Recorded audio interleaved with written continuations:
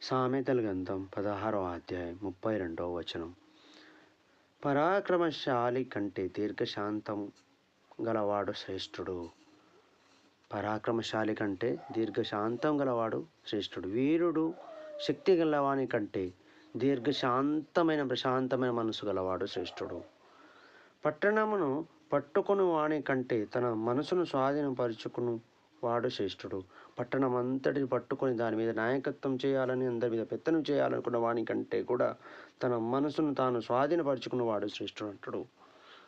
దేవుని మాట అలా ఉంటుంది. ఎందుకంటే అందరి మీద పెత్తనం చేయవాని కంటే కూడా తన మనసును స్వాధీనం చేసుకొని మనసు మాట కూడా వినకుండా అందరి మనసు ఏం చెప్తుంది, ప్రతి వారిని మోసం చేయాలి, ప్రతి వారిని ఇబ్బంది పెట్టాలి, ప్రతి వారిని ఆక్రమించుకోవాలి, ప్రతి వారిని దోచుకోవాలి అంటది. అలాంటి మనసు మాటను వినకుండా మనసును స్వాధీనపరుచుకొని ఉండువాడు శ్రేష్ఠుడు. అందరి మీద పెత్తనం చేయువాడు కంటే తన మనసును స్వాధీనపరుచుకున్నవాడు శ్రేష్ఠుడు.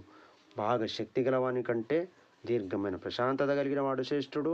అదేవిధంగా పట్టణం అంతటిని పట్టుకుంటే నాయకుడు లెక్క అందరి మీద పెత్తనం చేయగోరు వాణి కంటే కూడా తన మనసును తాను స్వాధీనం చేసుకున్నవాడు శ్రేష్ఠుడు. కాబట్టి ప్రియ సోదరులారా, మనం మంచి మనసుతో మన మనసును స్వాధీనపరచుకుందాం. అదేవిధంగా దీర్ఘశాంతం కలిగి ఉందాం. దేవుని వాక్యం అలా చెప్తుంది. ఆమెన్.